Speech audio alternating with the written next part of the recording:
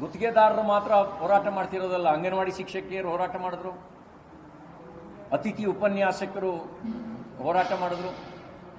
ಈಗ ಗುತ್ತಿಗೆದಾರರು ಎಚ್ಚರಿಕೆ ಕೊಟ್ಟು ಪತ್ರ ಬರೆದು ಈ ಸರ್ಕಾರದ ಬಗ್ಗೆ ಸಾರ್ವಜನಿಕ ರೂಪದಲ್ಲಿ ಹೇಳಿ ಆಮೇಲೆ ಅವ್ರು ಹೇಳ್ತಾ ಇದ್ದಾರೆ ನಮ್ಮ 32,000 ಬಾಕಿಯನ್ನು ಯಾವಾಗ ಕೊಡ್ತೀರಿ ಹೇಳಿ ಅಂತ ಹೇಳಿ. ನಾನು ಆ ಗುತ್ತಿಗೆದಾರರ ಪರವಾಗಿ ಕೇಳಕ್ಕೆ ಬಯಸ್ತೇನೆ, ಮಾನ್ಯ ಮುಖ್ಯಮಂತ್ರಿಗಳೇ, ತಾವು ಅನುಭವಿ ಹಿರಿಯ ಸಚಿವರು, ಆರ್ಥಿಕ ತಜ್ಞರು, ನಿಮ್ಮ ಸಾಮರ್ಥ್ಯ ಎಲ್ಲೂ ಹೋಯ್ತು. ಗುತ್ತಿಗೆದಾರರಿಗೆ ಬಾಕಿ ಕೊಡೋಕ್ಕೂ ಆಗದೇ ಇರುವಂಥ ಅಸಹಾಯಕತೆ ನಿಮ್ಮ ಸರ್ಕಾರಕ್ಕೆ ಯಾಕೆ ಕಾಡ್ತಾ ಇದೆ? ಇಷ್ಟೆಲ್ಲ ಅಗತ್ಯ ವಸ್ತುಗಳ ಬೆಲೆ ಏರಿಕೆ ಮಾಡಿದ ಮೇಲೂ ಕೂಡ ನಿಮ್ಮ ಬೊಕ್ಕಸನ್ನು ತುಂಬಿಸಕ್ಕೆ ಸಾಧ್ಯ ಆಗ್ತಿಲ್ವಾ? ಅವರಿಗೆ ಗುತ್ತಿಗೆದಾರರಿಗೆ ಹಣ ಕೊಡದೇ ಇದ್ರೆ ಏನು ಕತೆ? ನಿಮ್ಮ ಸರ್ಕಾರ ಏನಾದ್ರು ದಿವಾಳಿ ಆಗಿದೆಯಾ? ಆರ್ಥಿಕವಾಗಿ ದಿವಾಳಿ ಆಗಿದೆಯಾ? 1,17,000 ಕೋಟಿ ರೂಪಾಯಿ ಈ ವರ್ಷ ಸಾಲ ಮಾಡಿದ್ದೀರಿ, ಹೊಸ ಸಾಲ ಈ ವರ್ಷದಲ್ಲಿ. ಇಷ್ಟು ಸಾಲ ಮಾಡಿದ್ರೂ ಕೂಡ ನಿಮ್ಮ ಬಾಕಿ ಕೊಡಕ್ಕೆ ಆಗ್ತಿಲ್ಲ ಅಂತ ಹೇಳಿದ್ರೆ ಏನೋ ಬರಬಾರ್ದು ಬಂದಿರಬೇಕು ಬೊಕ್ಕಸಕ್ಕೆ. ಆ ಬರಬಾರ್ದು ಏನು?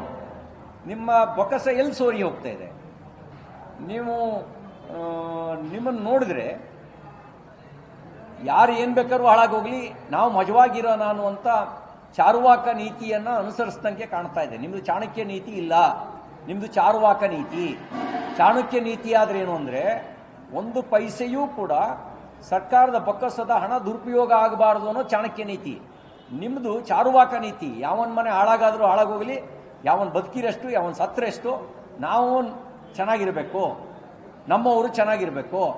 ಅದಕ್ಕಾಗಿ ನಿಗಮ ಮಂಡಳಿಯ ಅಧ್ಯಕ್ಷರುಗಳಿಗೆಲ್ಲ ಕ್ಯಾಬಿನೆಟ್ ಗ್ರೇಡು, ಕಾಂಗ್ರೆಸ್ ಕಾರ್ಯಕರ್ತರುಗಳಿಗೆಲ್ಲ ಗ್ಯಾರಂಟಿ ಯೋಜನೆ ನಿರ್ವಹಣೆ ಹೆಸರಿನಲ್ಲಿ ಅವರಿಗೆ TADA.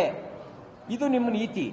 ಅಲ್ಲಿಗೆ ನಿಮಗೆ ನಿಜವಾಗಲೂ ಬೊಕ್ಕಸ ತುಂಬಿದ್ರೆ ಮೊದಲು ಅವರು ಬಾಕಿ ಬಿಲ್ ಕೊಡಿ, ಸಬೂಬ್ ಹೇಳ್ದಂಗೆ ಕೊಡಿ.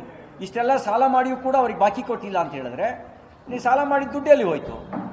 ಆ ದುಡ್ಡು ಇನ್ನೆಲ್ಲೋ ದುರುಪಯೋಗ ಆಗ್ತಾ ಇದೆಯಾ? ಈ ಎಲ್ಲ ಪ್ರಶ್ನೆಗೆ ಉತ್ತರ ನೀವು ಅವರಿಗೆ ಹಣ ಬಿಡುಗಡೆ ಮಾಡಿ ಕೊಟ್ಟು, ನೀವು ನಿಮ್ಮ ಹಣಕಾಸು ಇಲಾಖೆ ಸುಸ್ಥಿತಿಯಲ್ಲಿದೆ, ನಮ್ಮ ಖಜಾನೆ ಭರ್ತಿಯಾಗಿದೆ, ನಮಗೆಲ್ಲೂ ಸೋರಿಕೆ ಆಗ್ತಿಲ್ಲ ಅನ್ನೋದನ್ನು ತೋರಿಸಿ.